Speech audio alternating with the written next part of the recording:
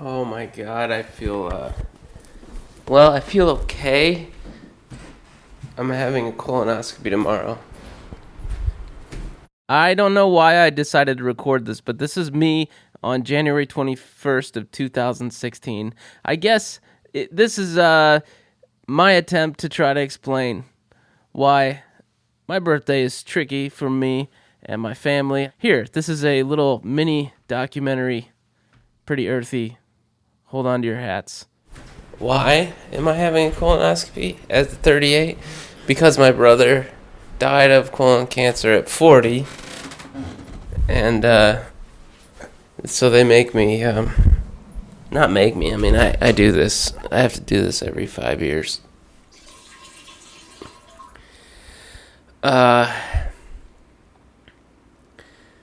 If you've ever done this, you'll know what I'm talking about, but it literally feels like I'm urinating out of my ass.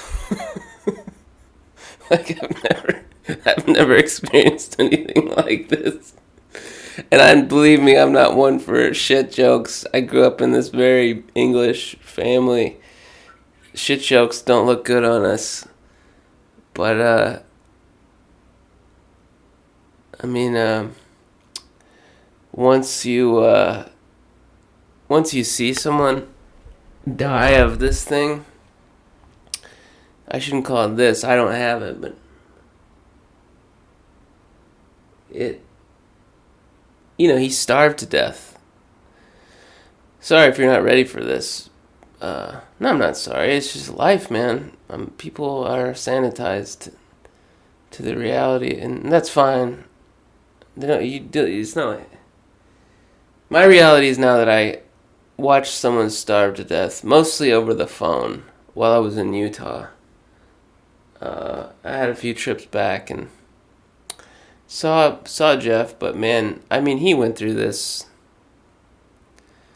times I don't even want to know how much pain that guy endured.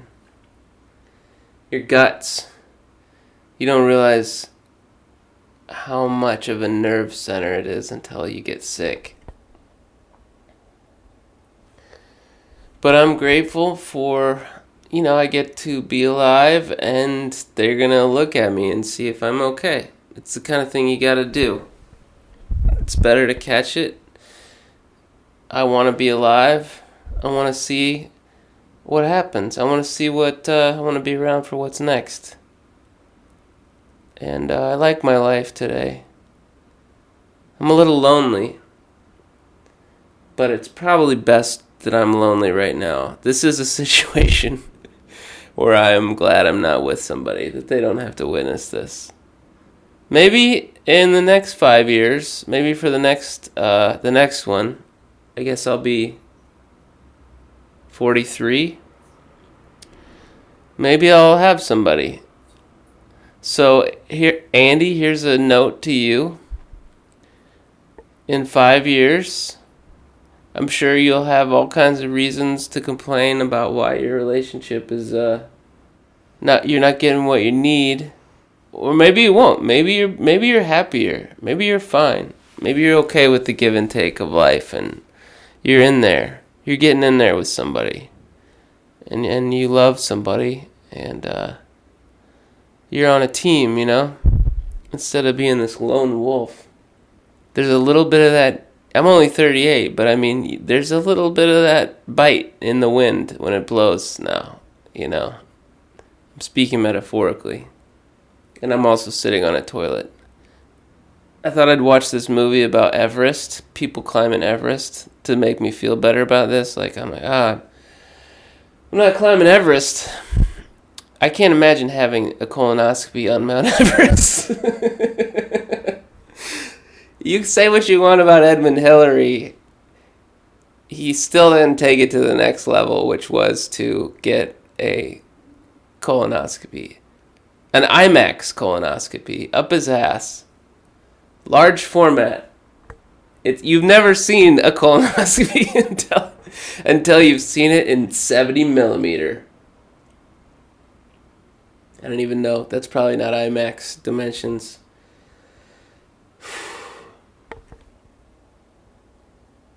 Anyway, I just thought I would record this. I haven't eaten. It's okay. It's nothing compared to what some people have to deal with. You forget how good food is. I comfort myself with food. That's one of the ways I parent myself, since I was young. But I love food. I love to eat. I love to cook. Okay, I gotta stop this because I need to go watch some more of Everest and drink the rest of the Go Lightly. Wish me luck. I think maybe I'll record in the morning and report on my way to the colonoscopy. Boy, it doesn't sound dignified, but this is a hero's journey. So this story is I am Homer. I am hungry. I'm going to the ass cinematographer. I guess I'm a little scared. They put you under and then you wake up and you know if you have cancer or not. I guess it's a little nerve-wracking.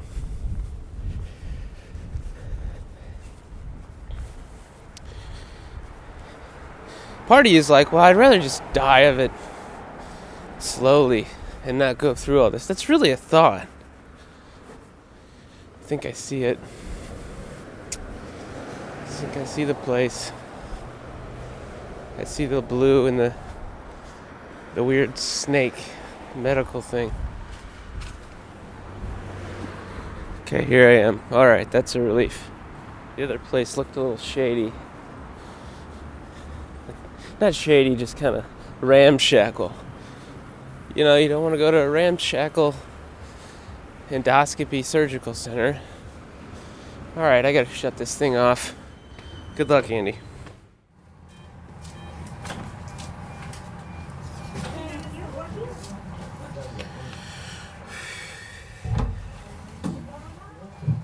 Getting dressed. Yeah, I just got done. I feel good, man. It was like a nice, like a nap. I think the first thing I said when I woke up was something about making ham casserole. That's where my priorities are. Anyway, everyone's super nice. Yeah, felt good to be taken care of.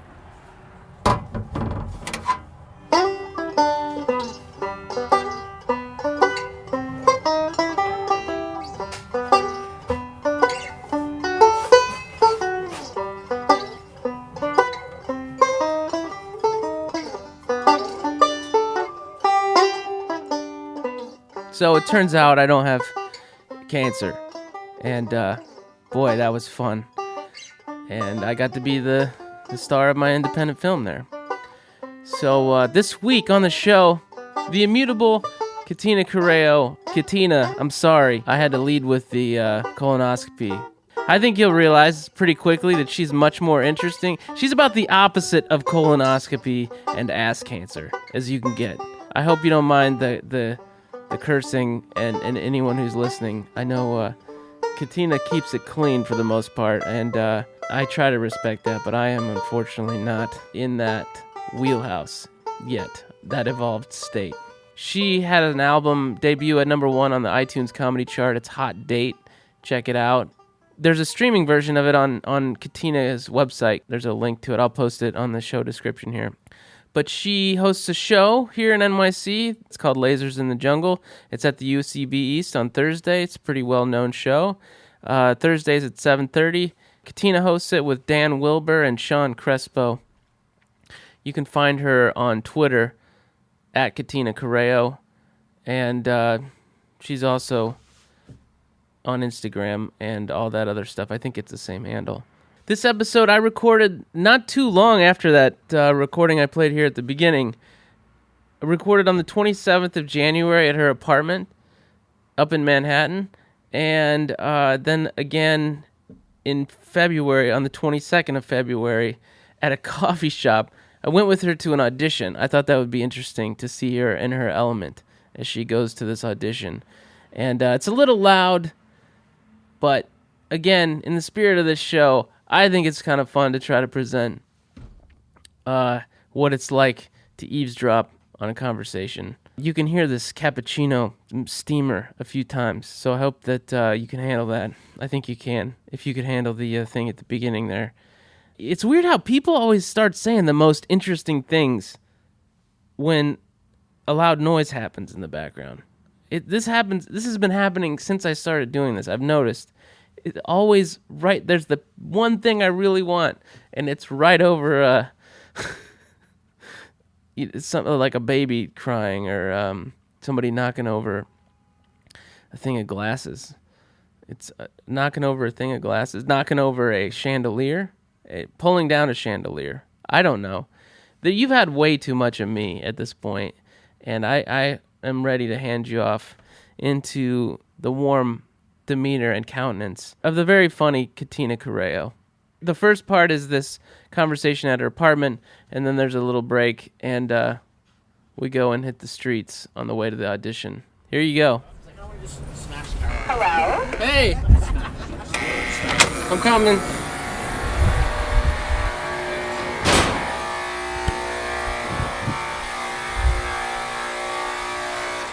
Wow, that was an intense buzzer. I missed the second one.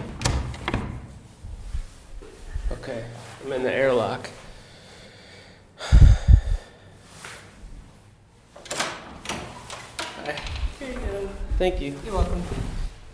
Okay.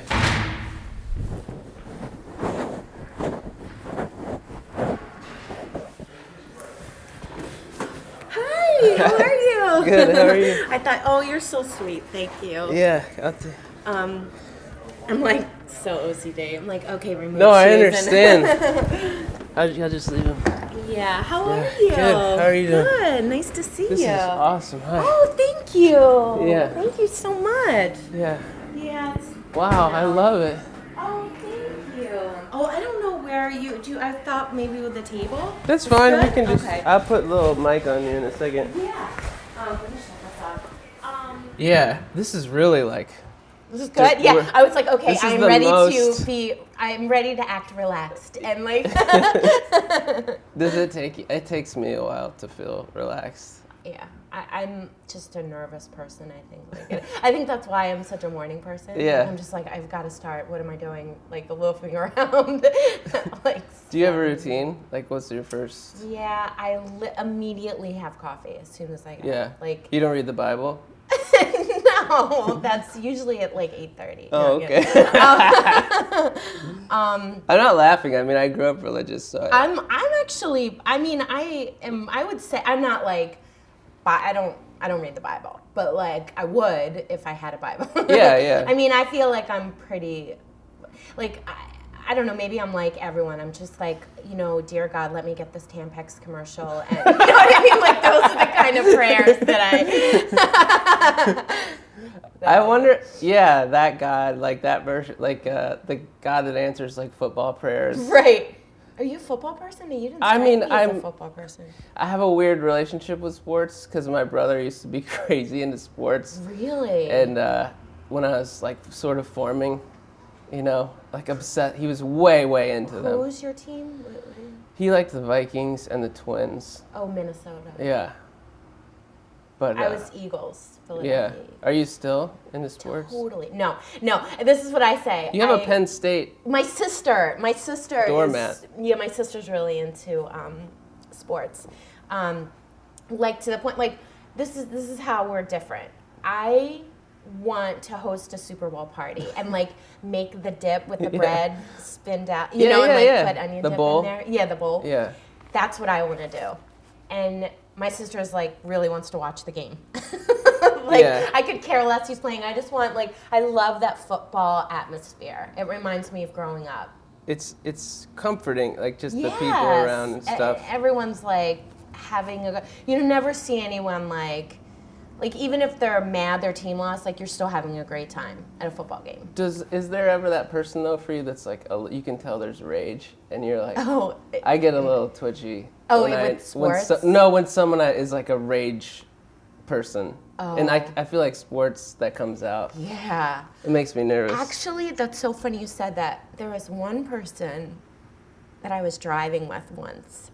It doesn't actually have anything to do with sports, but with rage. And he, tell me if they're still frozen, because I wasn't sure. He,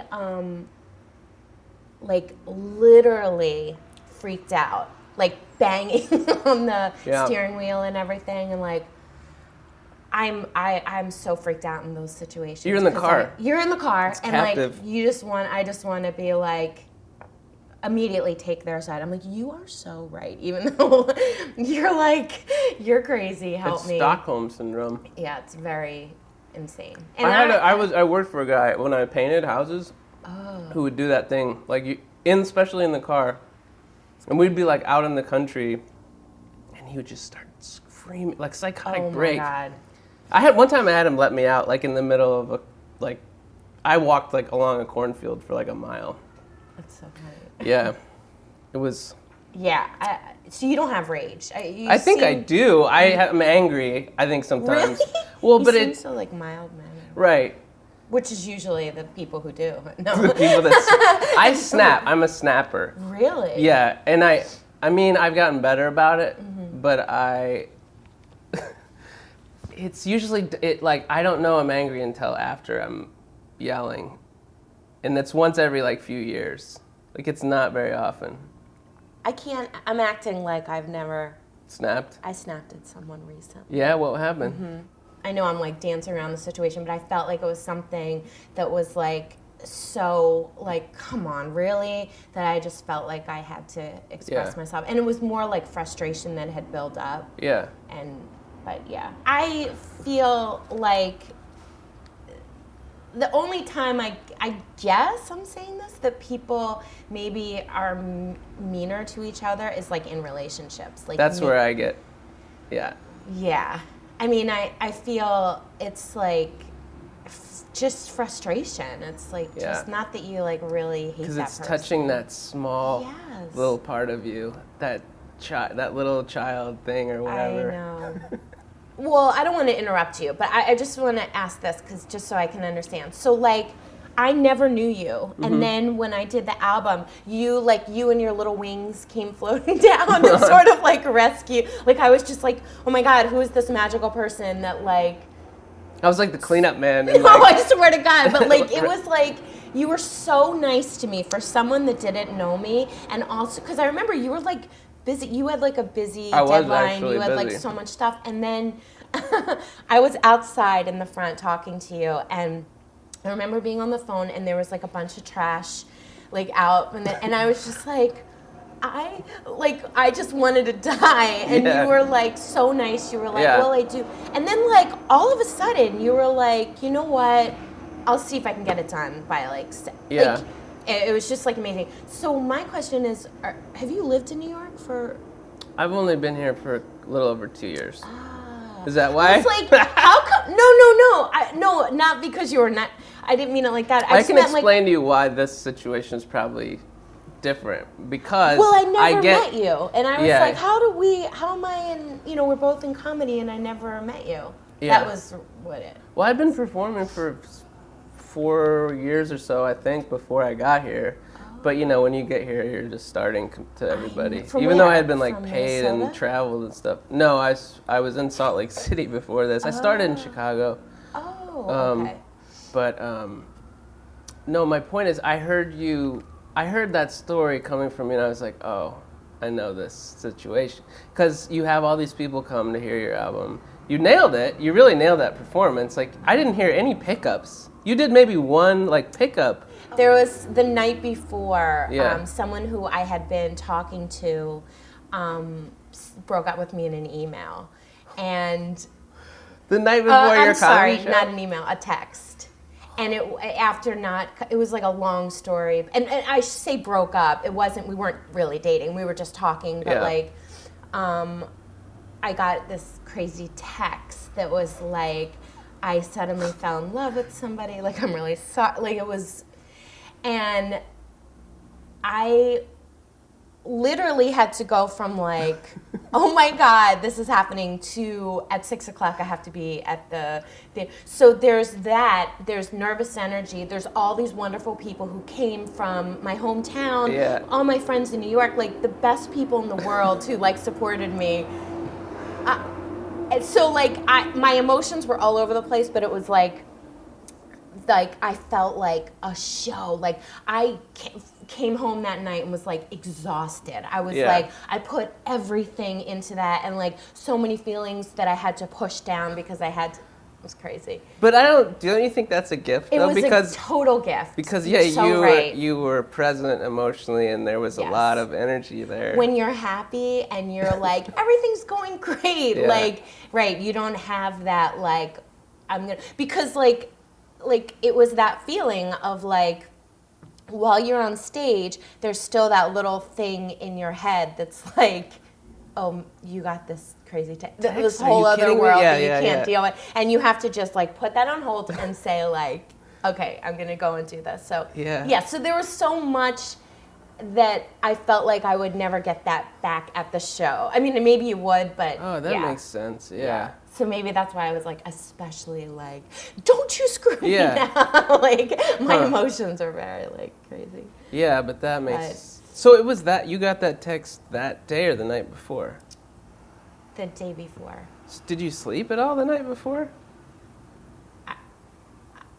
No, like I felt like I was just like, I was so shocked because it was the kind of thing where like you're talking to somebody and like everything is great and like you know, like one person, that person being me, is like, oh, I want to be cautious, I don't want to get hurt, and then the other person is like, but I won't hurt you, it's so great, you know, and then you're like, he is great, you know, like, oh my God, this is so great. And then it was like the stupidest thing where we were supposed to talk on Friday, and then I didn't hear from him, and it was really like, I would always hear from him, and are you okay? Because maybe he fell, you know, all these things that, like, and then it goes from I hope he didn't fall to like I hope he broke his face, you know, all those like random things, and then Saturday I didn't hear, and then Sunday I didn't hear, and I am very much of the like, maybe a lot of people are like this, but I'm like, hey, if you don't, I'm totally cool if you're like, no, just be honest with me. Like, you don't ever want to see me again, that is totally fine. Right. But just like, you never get that though. You get the slow fade, which is the worst. It's the worst. I have abandonment issues, man, because like text and online stuff really triggers that. Because I'm like, I read way too much into text stuff. I mean, I abandon people. I'll see something, I'll be like, oh, I'm gonna get back. That's gonna take some decision making horsepower, so I'll get back to it. And then they're like, you know, I know they're probably like, why aren't you responding? Right. I don't know. This was like. But with the relationships, I mean, you know. How long were you guys? Well, it was a very awkward, weird situation. It was. Isn't it always? Kind of doomed from the beginning though, because I am I'm not really doing it anymore, but I started online dating, and I met this person online, and we're talking, and I made like a rookie mistake. Like, you're not supposed to talk too much until you meet them in person. And it was like going on 3 months, and we were talking for 5 hours a night, and like, so this person was like, but via texts. Right, not sending like pictures, like, like not bad pictures, but like, just like, I know what you look like, you know, and like, I made sure I sent pictures like every angle. I wasn't like, you know, in the beginning it was like very like eyes up, and then I was like, well, then we would start like, you know, whatever, like he would see videos of mine, and which he had a very unfair advantage, because there was a tremendous amount of stuff on me and like nothing on him. Anyway, what am I getting at? So we talked, and this guy, like, you build him up to be this, like, he's just this dreamboat. And then we're supposed to talk, and I was sort of like, are you ever going to ask me out? But, you know, I didn't want to push because I was new, and I didn't know, and, like. But you're not new to relationships. No, not at all. But, like, I was just like, I go through phases where like I can be like, ugh, this is annoying, and then there's another part of me that's like, well, he didn't go. You know, I go through like weird like. Yeah. And I was just like, is he ever going to ask me out? Like, what is happening? And then, so we're supposed to talk, and I was like, he was like, I can't wait to hear your voice, you know, run, if anybody ever says that to you. And then Wait, what? He said, I can't wait to hear your voice? Yeah. But like, he hadn't heard you do stand-up, or? No, just like. In real life? Because we spoke on the phone so much. Oh. Like, he was like, story's getting me like heated. I'm like sweating. I'm like, and then no, and then I didn't hear from him Saturday, and then I didn't hear from him Sunday, and then I didn't hear from him Monday, and then Tuesday afternoon, he sent me a text, and he was like, "I'm really sorry," because I said to him, I was like, "Just don't do this to me. Like, get back to me. Like, I'm really okay. Just sort of like, let's do this amicably." And then Tuesday, he was like, I'm not a terrible person. I'm really sorry for like, but I very unexpectedly fell in love with somebody this weekend. And Oh my God, I very unexpectedly fell in love with. Are you paraphrasing though? He didn't say that literally. I literally will show you the text. I very unexpectedly fell in love this weekend. I'm not a terrible guy. Please don't hate me if you ever see me on the street, you know, like whatever. I think it's super painful. Right? It's sometimes, well, I relate for a number of reasons, but I mean, that whole ghosting thing that people kind of joke about it, but for certain people, it's the worst. It's the worst thing. But the sick part is sometimes I've started to realize I seek that. Like, I'm trying to find people to play that script out, that abandonment, like, script or whatever, which is fucked up, because, like, there's a part of me that's, like, needs that to happen. It's funny, because relationships are the one thing. I feel like so much of my life I've gotten better in so many different ways. Right. Emotionally, I've grown a lot. I got sober. That was a big part of it. I had a huge amount of grief, and I lost my brother like 5 years ago, which was a huge deal. But it was all this stuff at once. So anyway, everything got better, except for this is the part where I just started like, I'm just like, I keep doing the same thing, so I need to just shut down the operation. Like, so I just, like when I moved here, I mean, partly because it's New York and it's kind of harder. Because I don't really go to bars. I mean, I go to bars for comedy, but I don't really. Yeah, you're not like hanging out. And like women in New York want you to like. You have to be like, hello, I would like to. Actually, you can't even do that because it freaks them out. You you have to go and meet online. It's like you can meet someone in real life, and then you have to go back to your respective apartments and then meet online. It seems I know. Which I don't know. Anyway, but my point is, I relate because that's the. Do you have somebody? No, it's always like the wrong buzzer. It's like the FedEx guy or something? Yeah, I get that. But anyway. Meanwhile, it's like Tiffany's delivering me. I'm like, wow, it's nothing.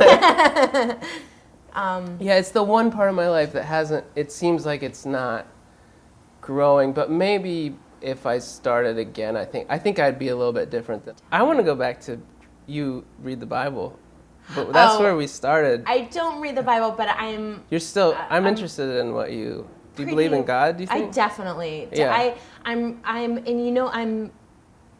I wouldn't say like I'm, I mean, I pray for people. Like I was just today thinking it would be really cool to have a jar. I saw someone do this and I just thought it was really cool.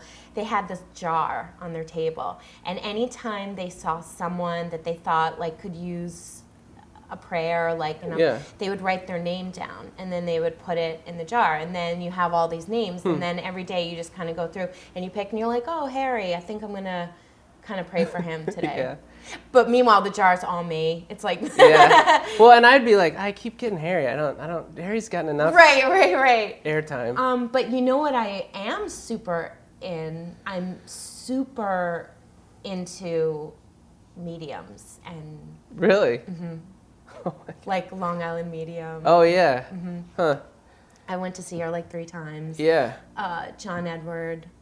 Yeah, I feel like I'm so split in half about that stuff because I grew up Baptist, and it's like it was all like you're letting the devil into your heart if you do that. That's what I was taught. Okay.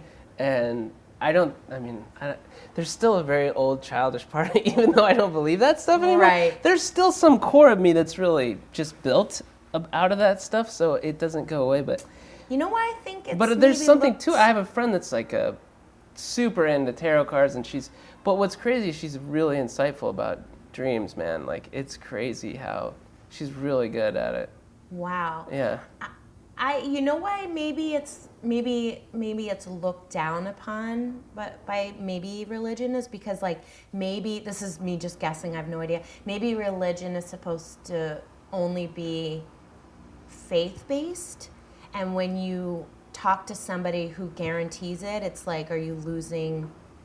Like, faith is like blind faith. You don't know, but you know. Yeah. So maybe if someone puts it, I have no idea, but I feel like I get signs all the time. Yeah. And I've known a lot of people who've passed, and it's crazy scary, some of the things that have happened. Who have you lost? Like, who's your most? My dad. Really? Dad, when? 3 years ago. Whoa. Yeah. And that was like a crazy, like, for me, it was just like, I never imagined anything happening. Like, I had this great childhood, right? Like, great parents, great friends, a good family. Everything was happy and loving. And I just went through my life like, oh, I can't imagine anything happening. And then when it does, you're like, I mean, does that sound really stupid? Like, no. I don't mean to make it sound like... No, I wouldn't have said... Like, I was the same... I mean, I had bad stuff happen, really, but I mean, until I went through that, it's totally shaped my reality. Grief was, like, the first thing I came across that, like, I really witnessed the horsepower of emotions. Like, I could stuff everything down before that, and then... I would say the first sort of... It all How did he sort of die? happened... Pancreatic cancer. Yeah, my brother was cancer. It was colon cancer, which is so embarrassing. It's just ass cancer. I mean, it's the worst. It's not. It's your guts. It's your... Was he... Why couldn't he have gotten a cooler form of cancer? He would love that you would say that, right? He's funny. He was really funny. And, yeah. Hey, was he married? Yeah. In fact, I'm going there tomorrow. Sometimes they live in Milwaukee. Okay. And he's got 3 kids, and like I go and like I'll stop in Milwaukee, and then we'll drive down to Illinois to see my parents. Like, I'll drive down with them because it was my parents' 50th wedding anniversary. So I'm gonna but it's weird to be in his house, and I can't say I've gotten it's better in some way, but it does something. I mean, I can't just ever let it roll off me. No, or even if I think I'm going to. Maybe like a day or two later, something like, why am I like this right now? Right. Is she remarried? No, she dated somebody, but it didn't. Is that hard? No, I want her to. Want her I mean, to. I want them to That's have so a dad, and I don't think my mom does. No, it's so hard. Like, two instances happened in my life, and I say my life, but it's in my world, because the 2 people, aside from my dad was just such a special, when it's your family, it's what was his just name? like Tony. Tony. Did you call him Tony? No, Dad. He was just my dad. I never saw my dad angry. My dad was just pure love. He was just loving, gentle. He was so gentle. He was just like funny, like silly, and that's my parents right there. Just like a good time. Like, he was just like fun, and he and my mom were so supportive of my career, and so was he funny? Yeah, he was funny. Yeah. He was like dad funny, He was like different. Corny and funny, and but like. Is your mom funny? Yeah, my mom's funny too, and their personalities are actually a little different. Like, my dad, like I said, was very like soft-spoken, just okay, like it's all. Every morning I would come down and, I'd be like having my cereal, going to school. My dad would come down and be like, hey, buddy, it's going to be a great day. Like he was just like so positive. And Yeah. my mom's super positive too, but she was Yeah. like much more like a much more of like a she would like to like yell about something. She was much more like like, oh my God, this is the worst thing, and then like everything's fine. She needed to like kind of have that. But she would always say like, even if you wanted to fight with Daddy, he just doesn't want to. He was just very like That's even keel. Those people, they need that. They do. Some people need that. We gotta have a fight. I think I'm actually might be like that. Well, it wasn't like I gotta have a fight, but yeah, it was. I get sort that. Of No, like, you sort of wanted like, and he was just like this one. Can you believe her? Like, yeah. Yeah. And they balanced each other out so well, and it was just like, it was awesome. And then he was also someone who like kept in great shape, ate like super healthy, brushed his teeth after every meal, like was so healthy. Did he brush his tongue though? Probably. I just started doing that. You got to do it. That's where all the bacteria is. But I feel like I want to throw up. Yeah, it's like it is. It's really where you got to do it gently. You can't like choke yourself. Anyway, he was healthy, super healthy. So yeah, so that was just like. And that pancreatic cancer is quick. Usually. Yeah, well, 18 months for him, and that was amazing. It's about how long, my brother? Yeah. I'm so sorry, because a dad is something that, not that you expect, because we didn't expect it. Even when he was like in hospice, we were just like, you know what, like just get your strength back. And you don't, even when the person is at that point, I felt like we didn't expect it. It was like, this like this is for real. This is like really happening. And then 3 months later, my cousin was killed in a motorcycle accident. He was 24. So the two situations were like, you're just like, you're mourning your dad, right? And it's like, I don't mean to say but it's like he had this amazing life. And then you see the kind of death that like takes a 24-year-old or like your brother with the family. And it's like, it's just, I'm kind of obsessed a little bit with death, which is why I love. Me too. Like, I mean, I could talk about it all the time. I could too. I had two friends, and when I was saying it happened to me, but it sort of happened to our world, my best friend Lisa was killed by a drunk driver when we were 30. We were actually 29. We were getting ready to go away for our 30th birthdays. And just everything. You two? We were going to meet two other people. Yeah. And I was doing stand-up at Caroline's on Broadway. No, it was like a 56 bringer show. You have a thing on your chest too. I love that you keep talking. No, it's okay, but I think that's funny. That's really funny. Caroline's, you were gonna meet. Yeah, we were getting ready to go the next day, and that night, after I was trying to get her on the phone and I couldn't get her on the phone, and then her husband called me, and he was like, Lisa was in an accident. And I was like, it's like, well, were you going to be able to go tomorrow? Like, what are we supposed to do? Like, never, ever, ever thinking he was going to say. He was like, no, like, she didn't make it. And I was like, and I was at this bar on Broadway, and I remember someone drank too much and was throwing up. Out on the street, and I was just like, it's like I'm hearing this news, and then I saw that, and then people are like, great show, it was just like, it was like this just bizarro world. And that was really the first time that I can honestly say, aside from like grandparents, that like oh this is your best friend. Like, this that's is like a family member. Insane. And there was really nobody like her. And I was thinking... What was her name? Lisa. Two very special people to me, but to the world, Lisa and my friend Dottie. My friend Dottie I grew up with, and she had 5 beautiful children. And she was a young mom and married this amazing, beautiful, Naval Academy football player. They were just the cutest couple. And when she gave birth to her fifth, they found out she had melanoma in her lung, and then like a year later she passed away. Yeah. So these two women, within the 3 years, you have Lisa, who was just like always wanted to be a mom, like so wonderful, so giving, so loving, and then Dottie, who was like loved by thousands and just like a beautiful mom. All she wanted to do was be a mom. Like these two great people, you're just like, I cannot believe they're not here anymore. It was so weird.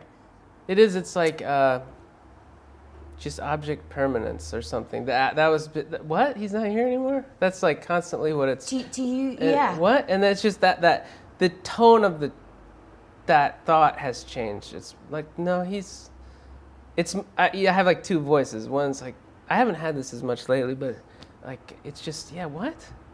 He's gone? And then this other voice is like, yeah. And then sometimes the other voice was like, yeah, I don't believe it either. Like the two voices. Right. And now I have two that are like there's one more soothing voice that's like, yeah, he's gone. I just talked really fast about all these people that died, but I'm You've sorry. You've had a lot. No, I mean, I don't like to talk about... That's why I feel like I'm sort of like, not, maybe fascinated, sort of like, this is, where are they? Like... Yeah, I know. Like, how... You can't just not be. Right. I can't believe that either. Like, that's the thing. I know it's fucking crazy. I just can't. I don't have enough imagination to believe it just stops. I think that takes more imagination. Like, do you believe he's in heaven? I don't know. You know what's fucked up? What? Okay, so I'm self-conscious sometimes about talking about death too much anyway, too. Oh, okay. But I think it's often, though, like, I don't get a chance to actually talk about with people who have more, like, real experience with it, too, so... Right. But anyway, he was reading that book about the kid who, like, said he went to heaven. It was called Heaven is for Real. Yes. This is one of the most fucked up things. And he really took some solace in this book, right? Right. And like the kid just like a few months ago said it to me. I know. And that's been really fucked up to me. Like I think about that, I'm like,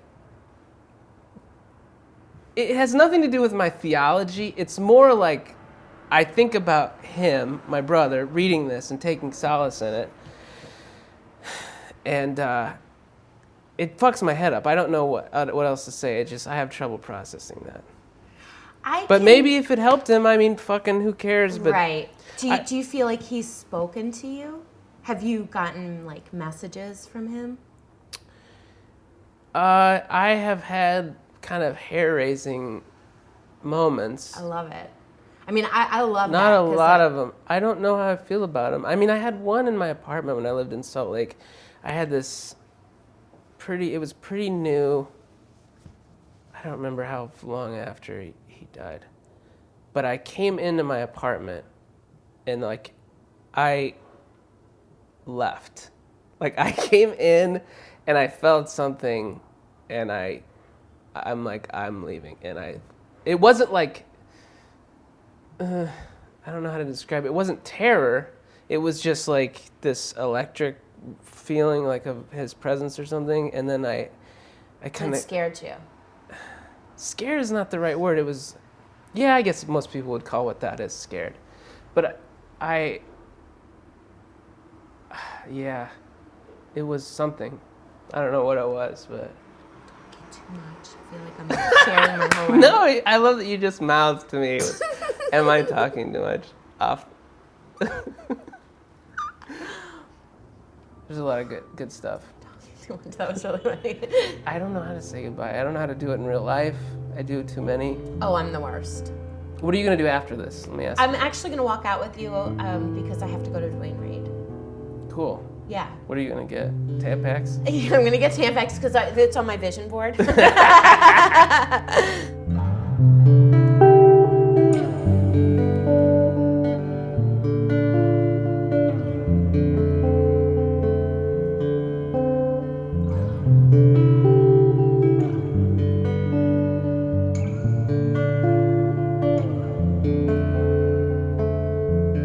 And then there's a second part here that's her on her way to her audition.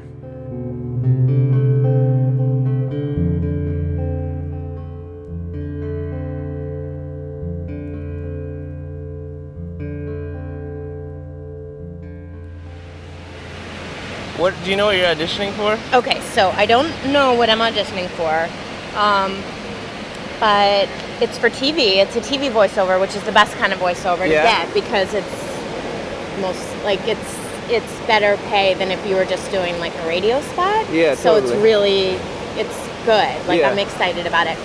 And I saw 2 people on the way here crying, and I thought, well, just relax. Maybe things aren't like, maybe, they have more important things going on than your voiceovers. So I'm trying to take it all in perspective. But all right, so where do you want to head towards? I mean, we can start walking. We can How far leisurely away? walk. It's like 8 blocks away. It's 26th Street. Okay. So Yeah, but let's make sure your priority is to get you near. Oh, yeah.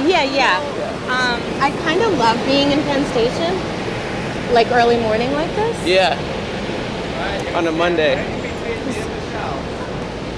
It reminds you that we're very lucky that we don't have to like have the same kind of life, doing the same thing every morning. Oh, I know. You know what I mean? Like, we never know what our days are going to look like.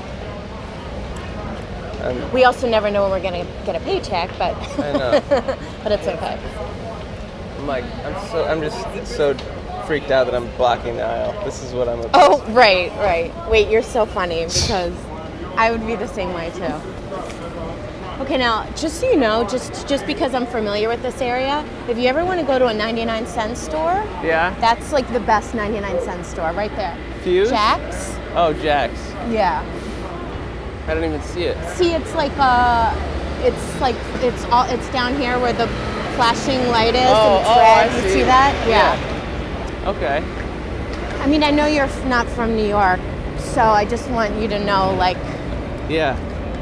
I want you to have some, like, there's a Statue of Liberty, Jack's. You got to know these things. Do you know what my first impulse was when you said that was to go, oh, maybe you have to have lived here to be able to see it. Yeah, I know. Like you have to be... Oh. So, okay, so we're like... going to this audition. We're up and early. So what time did you get up? I got up 7. Okay. So yeah, and I've been traveling. I was in Pennsylvania doing another recording thing. You're like a mover and a shaker. Like, you don't I just stop. That's great. I stop. But I like it comes in like binges, like a lot of work all at once, and then a lot of just crippling depression all at once. You know, I have to say, though, you kind of have a great attitude about it. Here, we're going to go this way. Yeah, that's my one. I'm working on it. Yeah. I'm trying. It helps me to be out, like, moving. Yeah, I hear you. Stuff. Is that how you are? Is that why you're... Definitely. I love to keep busy. Because if you stop, then it starts if you stop, you just start thinking about... you can think about... I mean, I do, like, you know how I love my Dateline on a Friday night. Like, I love that downtime. The show? Yes. Dateline? Oh, my God. I love a good watched episode of Dateline. Because not only is it entertaining, you come away with the knowledge of, how to kill someone using cyanide. Like all these crazy things. Like if you saw my Google search history, you'd be like, what? What are you doing? How do you kill someone with cyanide? Slowly. Would you be a poisoner? You'd be a poisoner? If you were going to murder? If I was going to murder someone. No, you know what, though? Because I would feel bad. It's really painful. I wouldn't want to do that to someone. If I was going to kill them, I would do it really fast. It's painful. That's such a considerate thing to think about murder. Oh, yeah. Well, I mean, not an animal. Speaking of, do you know that I just read an article yesterday? I don't know if it was the New York Times or the Post, one of them. Yeah. Yeah, same thing. Same thing. Or Us Magazine, I can't remember. Selfie deaths. people are dying from taking selfies. Oh my gosh. Isn't that crazy? That's literally what happened to narcissists. Yeah. Like they fall off a mountain. They get hit by a car because a train is another big one. Wow. Yeah. Selfie deaths. Isn't that crazy? I was thinking the other night when I was walking home from the train, like how come some criminal hasn't figured out like some kind of ruse built on this phenomenon? Like where I guess you know what I mean? Because people are totally disarmed. Right. But so are the criminals. The criminals are like looking at their phones. Right. Anyway. People are really just looking at their phones all the time. I've actually been trying to be really good about that. Put my phone away. This is what I attest. This is what this is why I do it.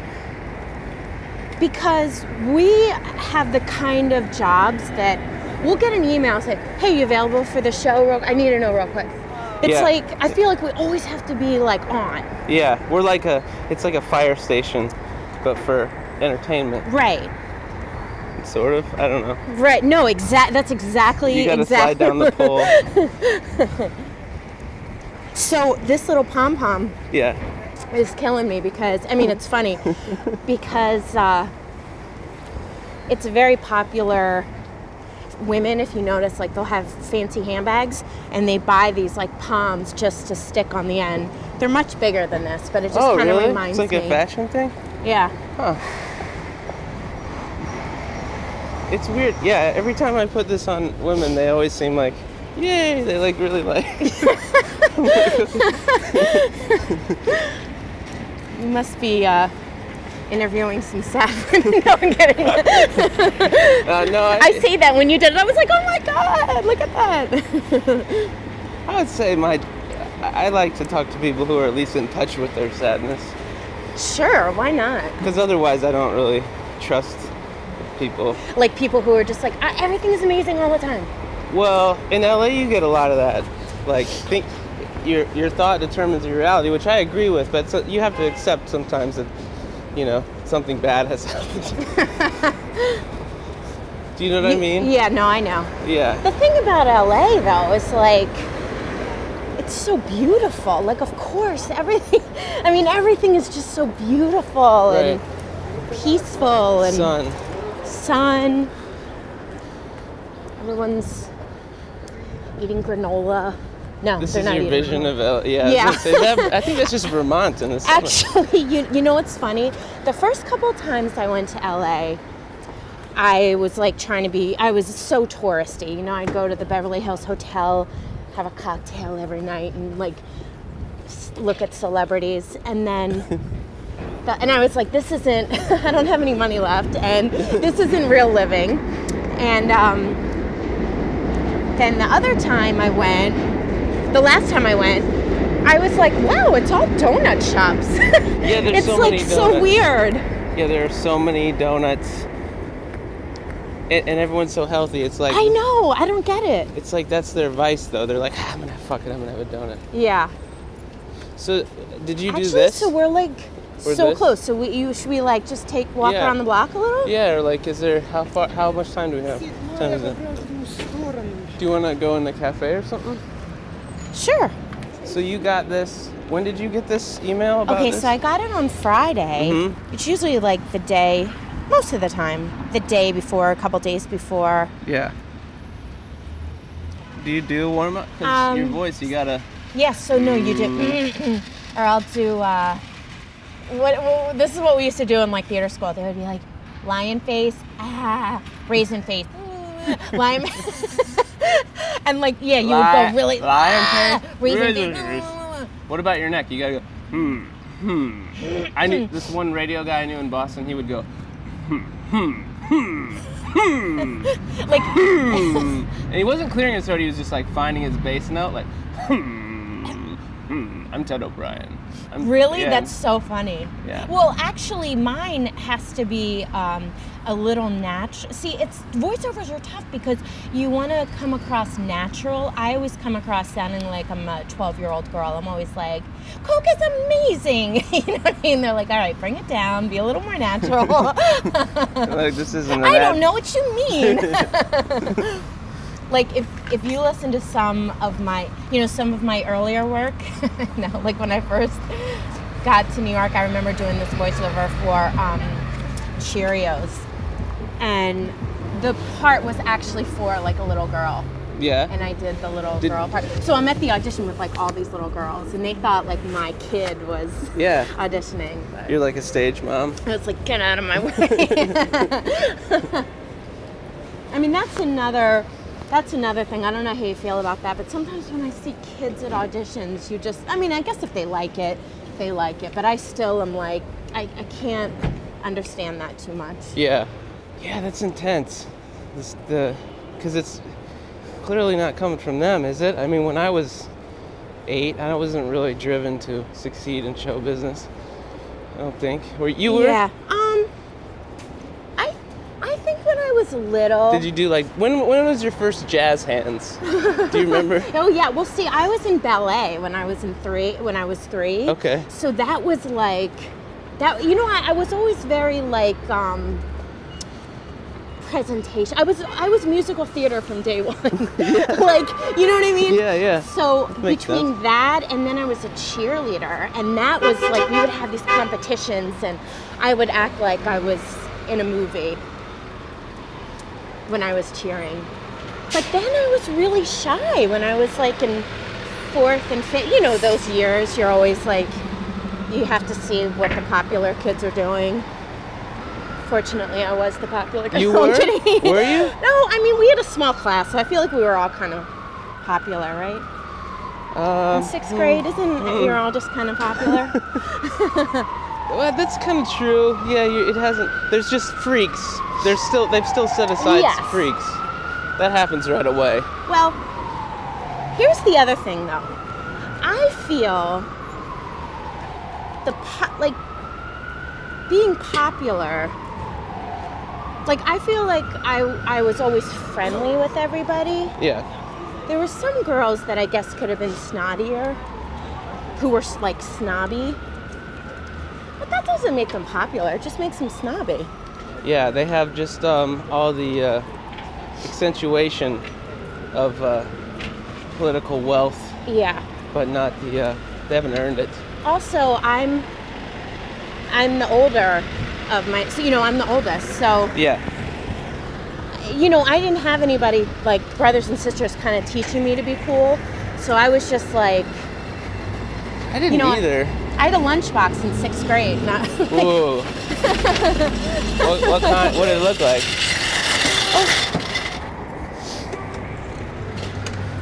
Were you really gonna pick that box up? For that No, I just had you to just do said, that. Ooh? I had to go. Sorry. Oh. It's like when you Whoops. reach for the check when you're on a date. You...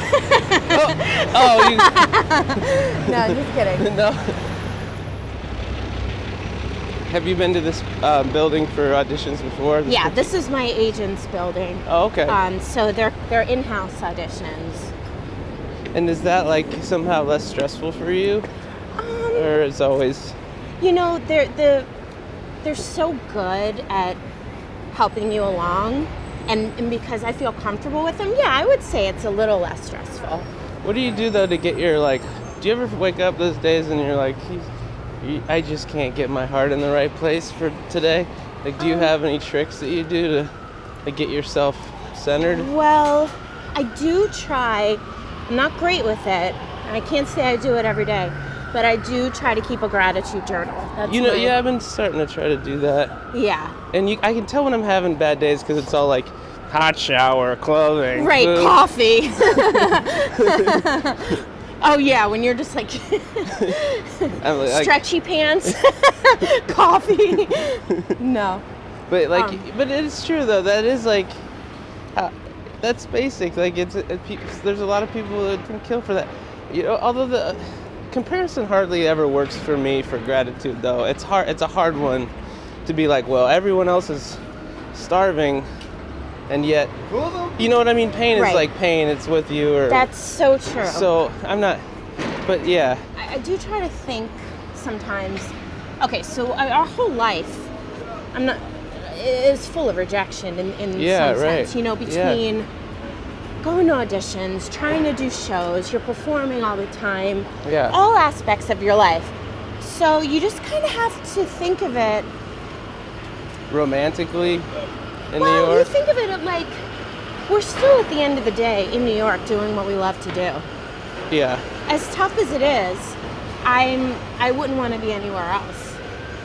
And I think all that pain and anxiety and frustration, like that's what makes you who you are. Yeah.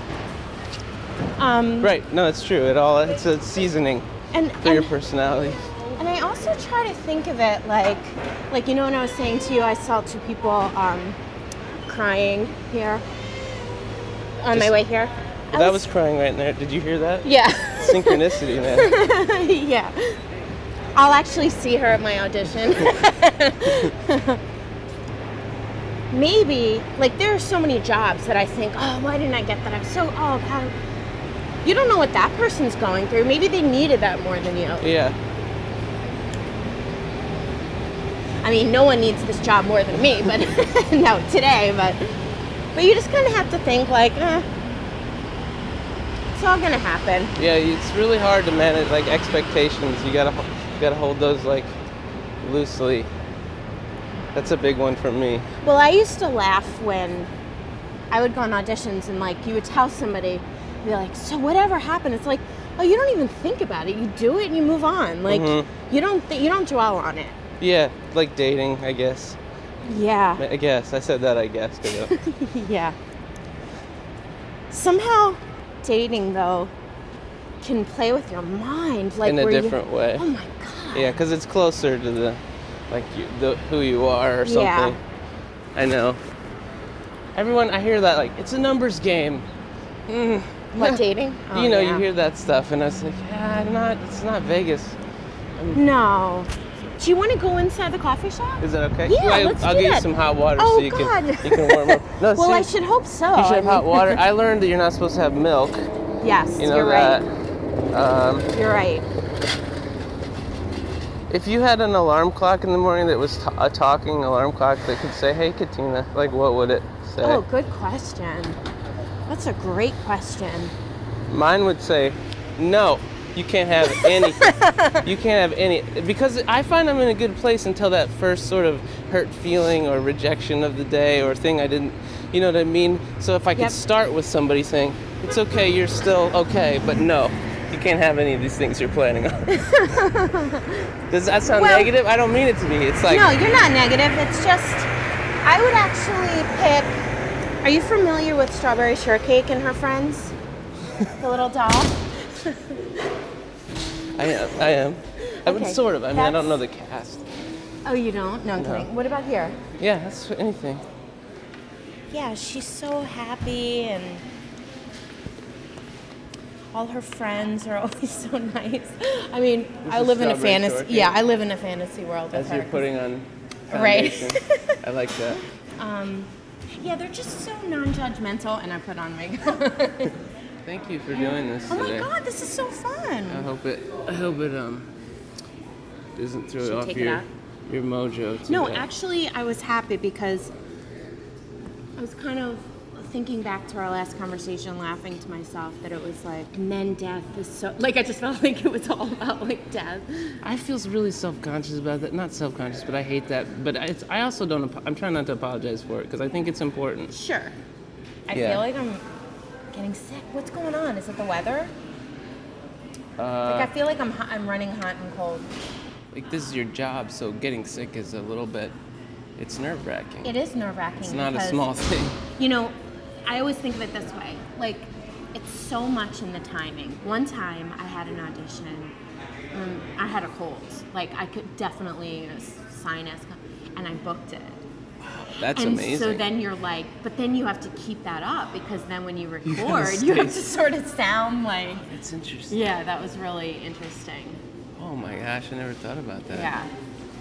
So. You go to the doctor, how do I stay? Yeah, how do I stay sick? So here's the thing. This is the joy.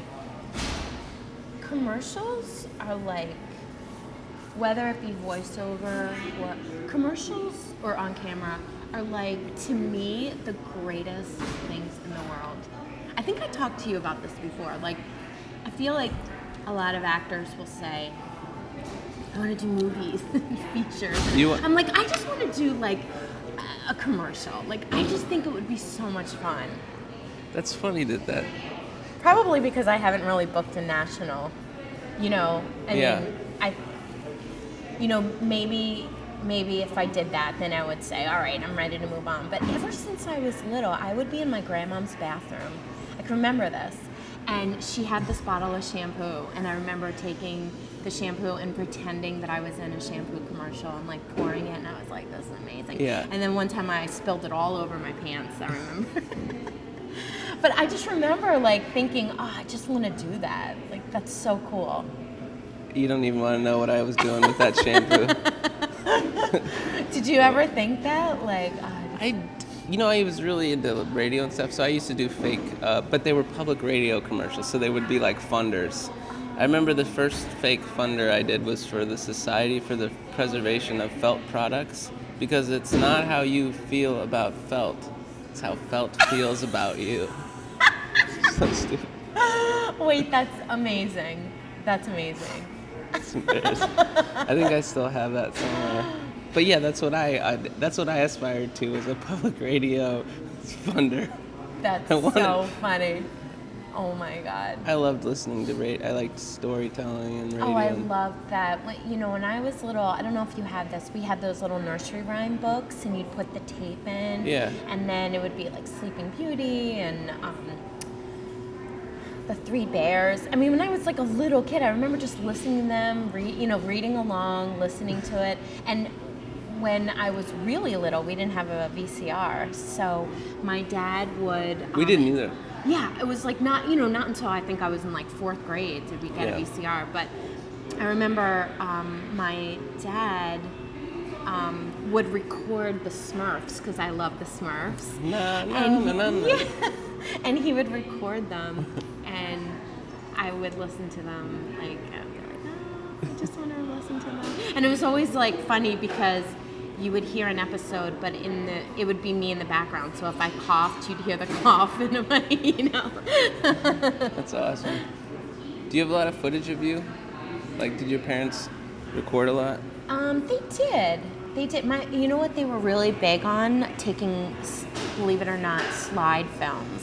Because we used to do slide presentations. Like, if you had a camera, they would be turned into slides, and then you would have to get a projector and put the slides in. Oh, those ones with it was like a carousel. Yes, exactly. So they would make those presentations with. Yes, so like on holidays, we would watch them, and we would like watch them. You remember that sound too? That. Yes. It was like relaxing, and you could hear the little fan. Oh my God, that is so true. Yeah, I remember that. Go back. And yeah, but there was something like, and actually it got really hard because you couldn't find the carousels anymore. People weren't selling them, so we would have to order the carousels. Yeah. I don't know why that was like that much stuff. more exciting to my parents than. But I remember we would all sit around the dining room table, and my dad would set up the projector, and it would take us like 6 hours to load the carousels. You know what I mean? And then we would watch that takes forever. Yeah. And then where do they go after that? Because you could buy the circles, you could buy replacements, so you would stick. Yes. Is that what you guys did? Yes, so like we'd get up early in the morning, be like, okay, tonight's movie night, so we'd get up and like, put the things in the carousel, right? Have about 5 of them ready, and then we would watch them, and it was like, I love that. It was awesome because it's really nice. Yeah, it was like a really nice memory. And I remember my dad was in the Navy, and we watched like some of his old Navy. Yeah. I mean, after like 4 or 5 pictures, we were like, Dad, we want to see us. Like, we're bored. Yeah. My dad, it's a big issue right now because he was in the Navy. And he's retired, and he's been on this obsessive research project about this guy in the Navy. And the short version is I want to just talk to him, but he just wants to tell me about And it's data to him. Like, I think that's his language of trying to communicate. But I just want to be like, can you just ask me how I'm doing, please? Right. No. Please. That's all I want. So that's interesting dynamic. Is your dad more... Yeah, super introverted dad. Super... My mom is like always bringing home stray kind of people and, you know, that kind of... I remember dating someone who was sort of not like as outgoing. I mean, a really sweet guy, but just not like super outgoing. And the biggest thrill is when I would get him to like crack up. Yeah. Like it's like, do you feel like that's how you? It feels like so amazing. You're like, oh my god, like that is awesome. It's like the best. I did my job. Yeah. I mean, I feel that way. I don't necessarily. I think it gets a little like I can't keep this up. Like Yeah. I don't think you can like be with someone like that for a long time because like I think not that people like that are negative because they're not, but like I have a hard time with negative people. I really do. I don't know what it is, but I get. You don't want to be around it. Isn't it weird? Like There's nothing wrong with that. It really like is a drag. Like you just want to shake the person and be like, what? I get it. No, I know. And like I'm not saying that people have to be like happy all the time, but there are people that are vampires. Yeah. I'm just like, oh no, you need to like snap out of it. Yeah. It's really weird. Yeah. Because you try to encourage them a little bit, and then you realize, oh, they're just stuck. Yeah. Sad. They want to stay sad. But then sometimes it's funny when you're like, but then when you like kind of commiserate with them, they're like, well, I mean, it's not all that. Like all of a sudden they change. Fuck you. You turn on me. Exactly. I know. Yes, I thank you for talking. Nobody ever talks about the turn on. Right? Well, it's not that bad. Yeah. Yeah. And then they make you feel like you're crazy. You're like, oh my God. Good luck with that. They brought that out of me. Oh, I know. Yeah, that's crazy. No, but that's smart. You want to be around good people and people that kind of bring you up.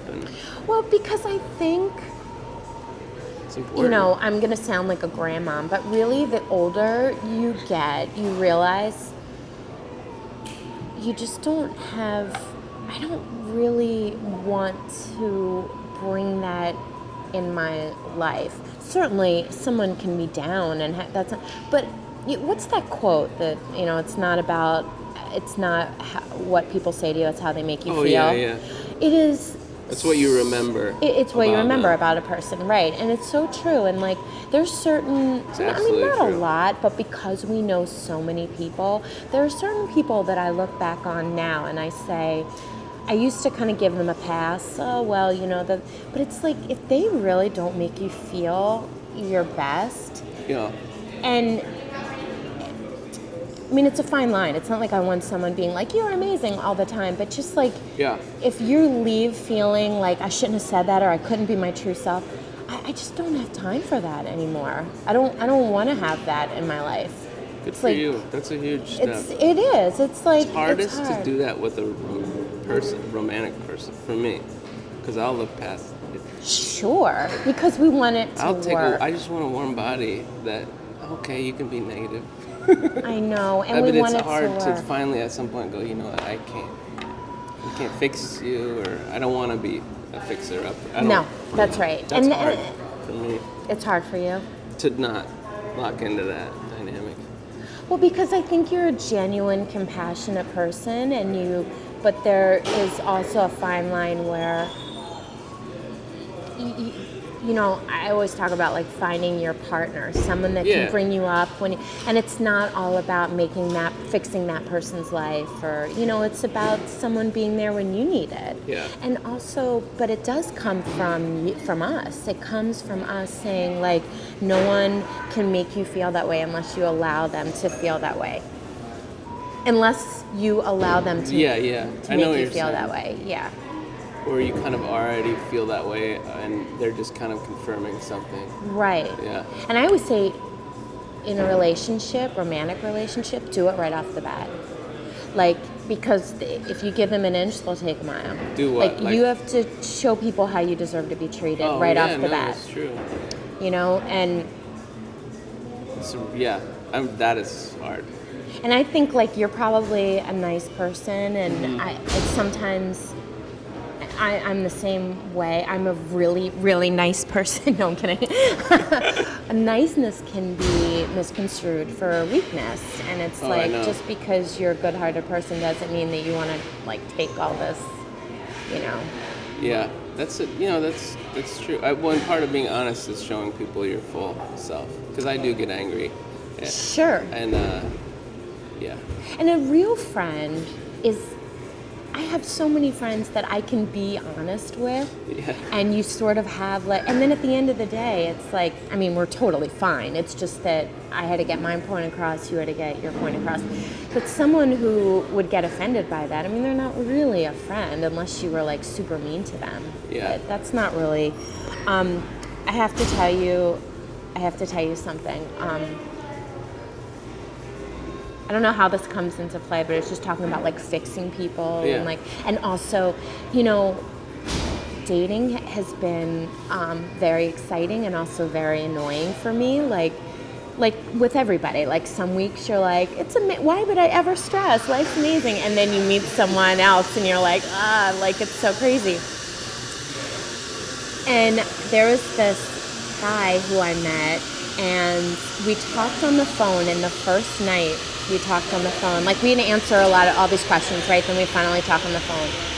And he said to me within, like, the first 5 minutes, he's like, real quick, because this is important and I couldn't tell from your picture. If we went to the beach, would you wear a one-piece or a two-piece? And I was like, what? I was like, oh, that's kind of a weird, you know, question. And he's like, it's just really important. I really need to know. And I was like, bathing suit. I'm thinking to myself, like, bathing suit, like, more like sweats and bathrobe. And then he was talking about... did your heart sink a little bit? It did. I mean, but the more you do it, the more you're like, not that you wait for the other shoe to drop, but you're kind of like, all right, what's this issue? Yeah. Like, but I was actually kind of surprised about that. Yeah. Because I thought that was a really weird question. And then he started talking about how he broke up with his last girlfriend because she didn't give good head. Yeah. And I was like, oh my God. That's his love language. Like, are you really, like, is that, like, going to impress somebody? I don't know. Yes. It's not much. Maybe, yeah. But, I mean, it's not, everybody's different. So it's like, it's not like, maybe that says something, I don't know. I'm What sorry. do you think that is? You're like, I said that all the time. No. You don't think that's weird? Well, it's weird to say it. Most people don't say it. Most people wouldn't tell you that. You never hear that. Right. I broke up with my last girlfriend. So he said I broke up with my last girlfriend because she didn't give good blowjobs or any. Good.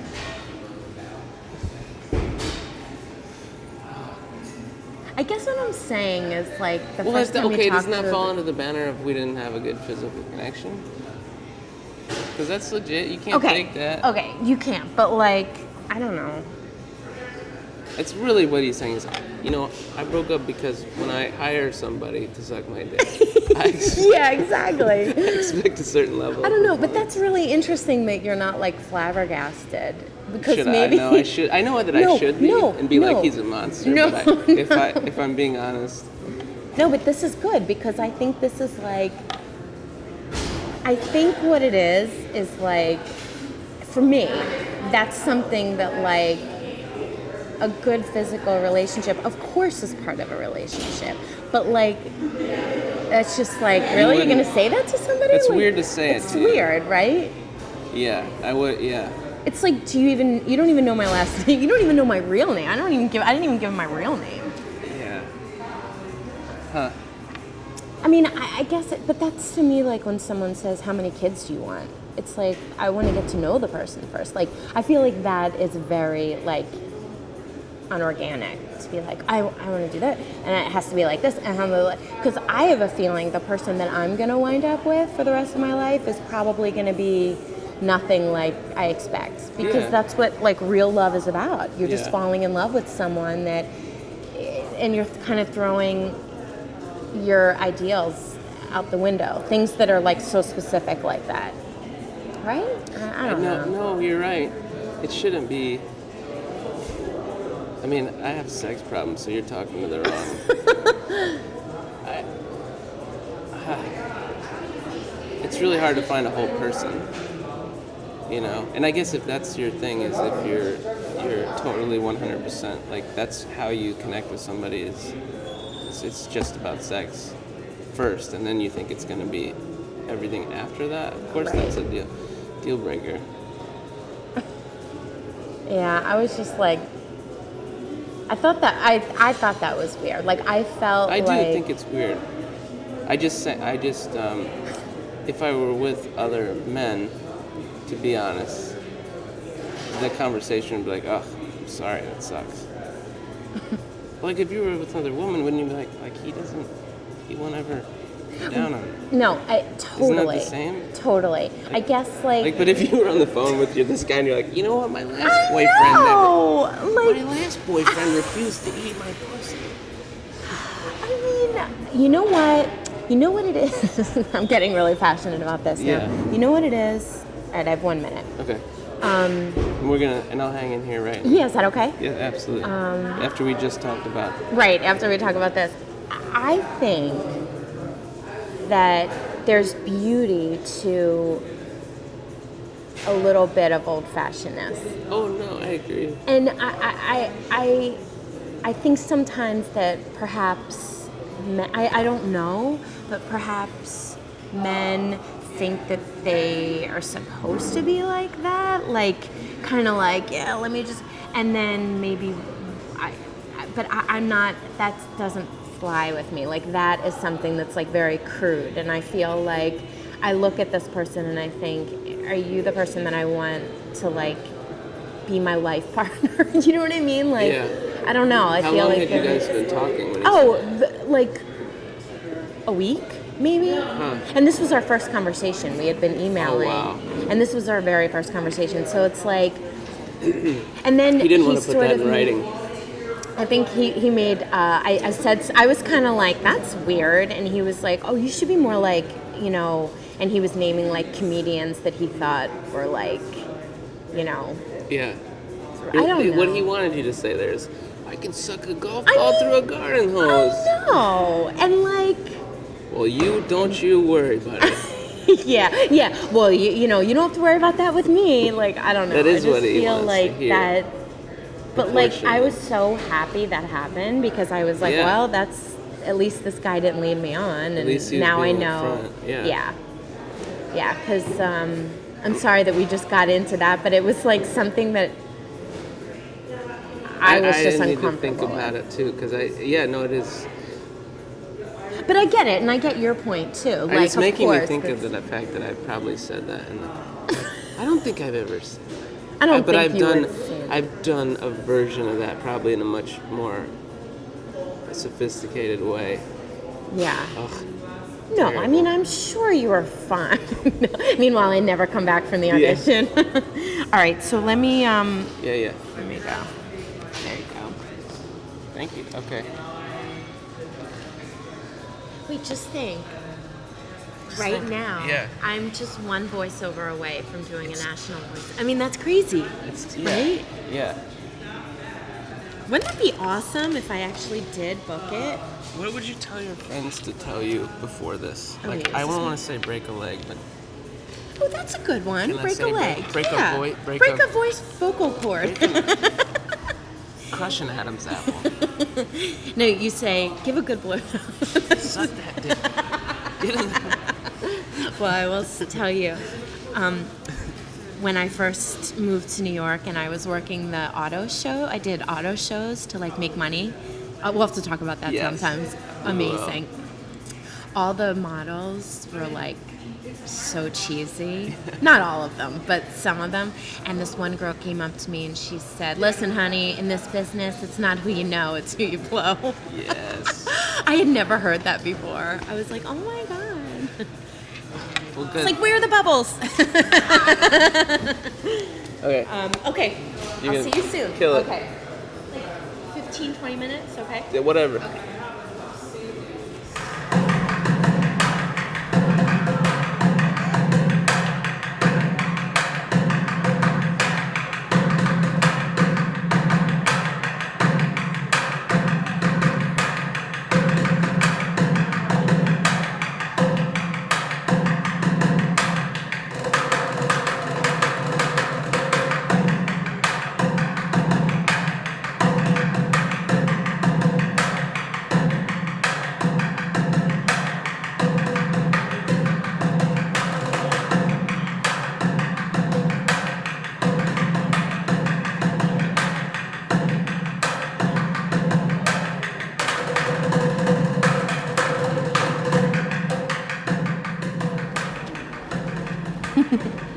that's a big thumbs up. It was really good. It went really well.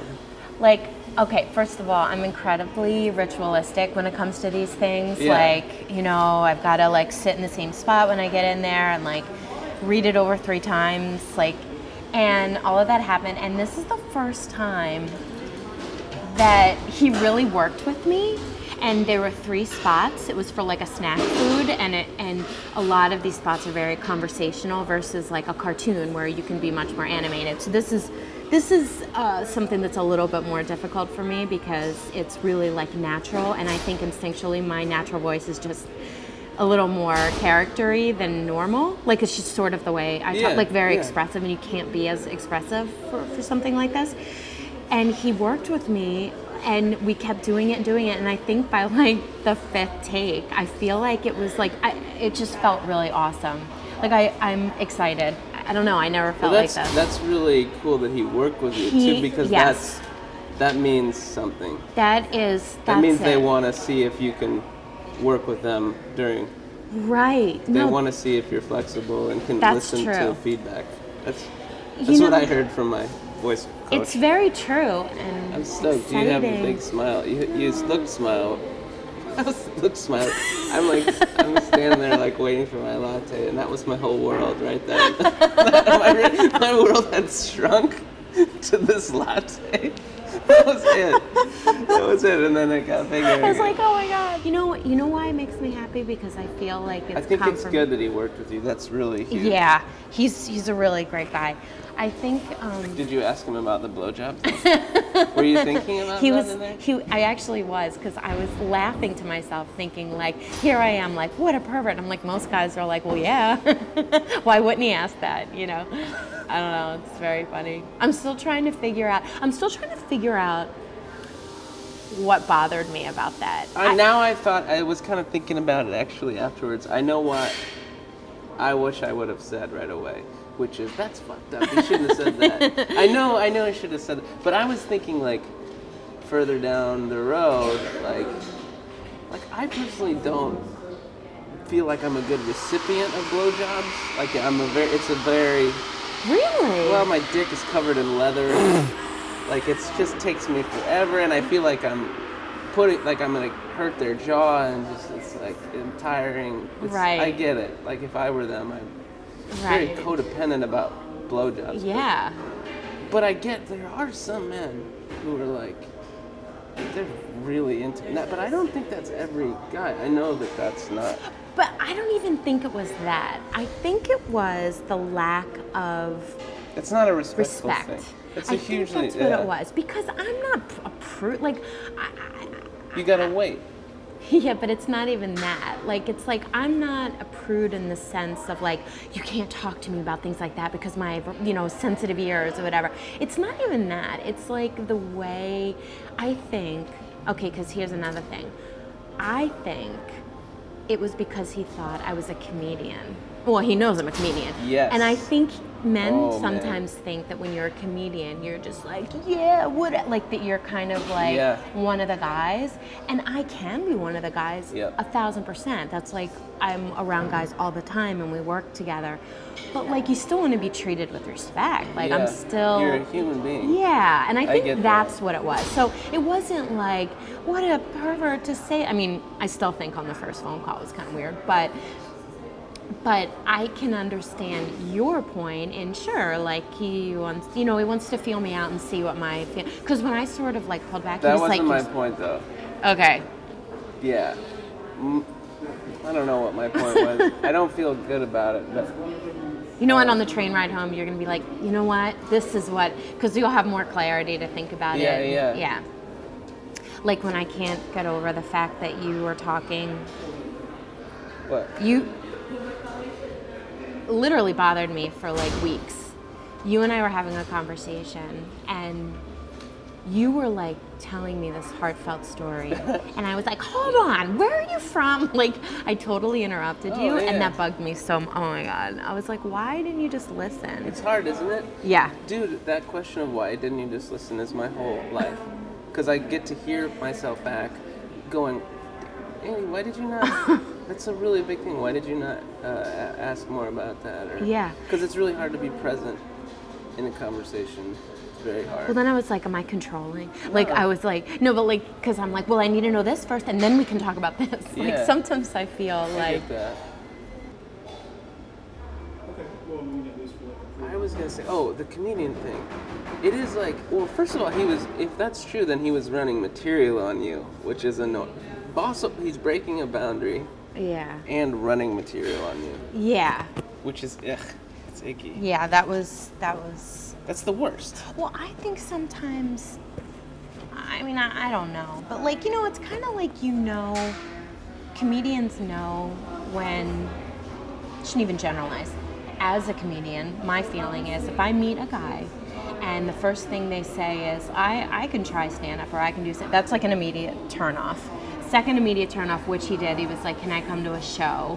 And my feeling is like, well, why should I have to perform for, like, why can't we go on a date? Like, this is interesting. Yeah, like, I don't want you to come to a show.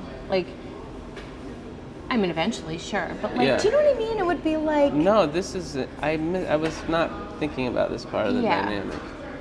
You're a comedian, you're a woman. In our society, is weird. It's just fucking... I mean, it's weird. Because I still have this problem as a man. Men really think it as of an alpha thing. So they think like you're the alpha and now they gotta top you, or they're not comfortable with. I don't know, but I can't even imagine as a woman. Oh, that's fucking. But a whole other level of complexity. You know what I think it all boils down to?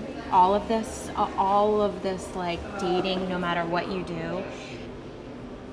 What I found through this process and what I'm looking for is confidence. Someone who's confident enough to have someone be what they are and not have to top it, and also have the confidence to like love who they are, like whatever it is they do. I want someone who's confident enough to allow me to not seem confident. That's all I want. Because it's not lack of confidence. It's so frustrating. Like, it's because people think it's low self-esteem that and I guess, but I also am just like trying to be heard. Yeah. And I know I'm looking in the wrong places to be heard, but I also just want someone to be like, like me for who I am, because who I am is boundaryless, suicidal, self-disclosure person sometimes. Right. I know that's a lot to ask of somebody. Yeah, but like it's not for the right person. Right. Someone told me once, if like all your insecurities, every insecurity that you have, the person who loves you and wants to be with you is gonna love that about you, because that's what makes you you. Yeah. And I think that we need to be brave enough to believe that person exists and is out there. Of course, we're in like the loudest. We should start. All right, let's start walking. I'm gonna go to Jack's. Wait, are you? I'm gonna go to Jack's. Okay, I'll walk you. Yeah. It's a beautiful day, man. Yes, thank you so much. This was great. I feel like I learned from you. You did?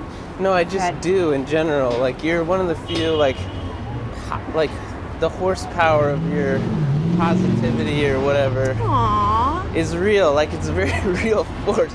And it makes me think, like, God, I need to work on that. Oh, no. No, I don't mean it in, like, a bad way. Yeah, like, really, because... Oh, that's so nice. It rubs off. Like, you leave me thinking, like, you gotta really focus on it. Like, you're aware of really trying to find the good.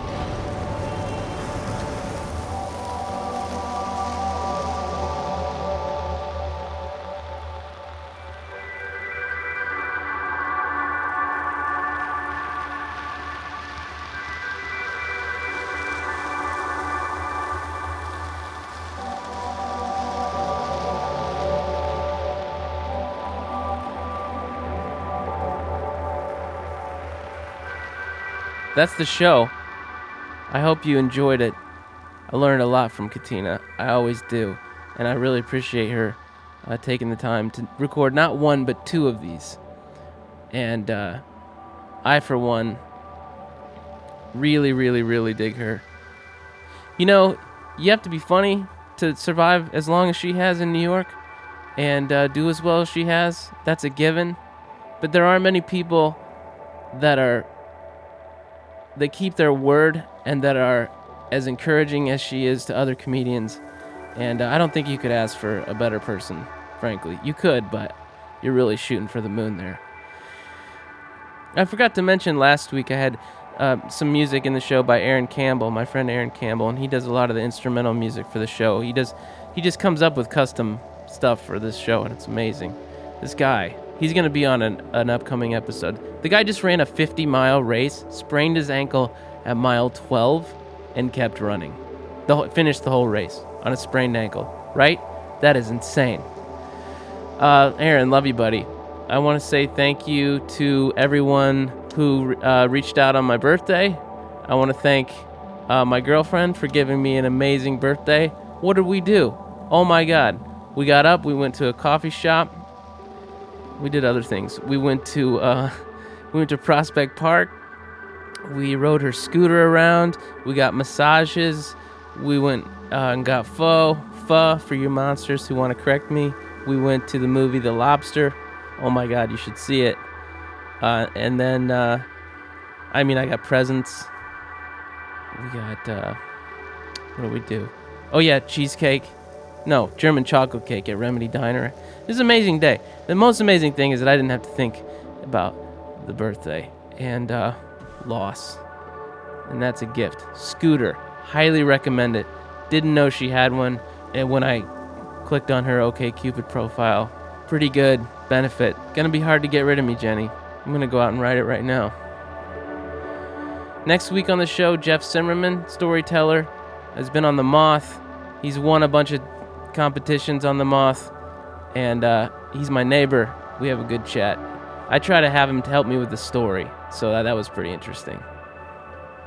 Okay, guys, take it easy. I know I missed something. There's something I was supposed to say.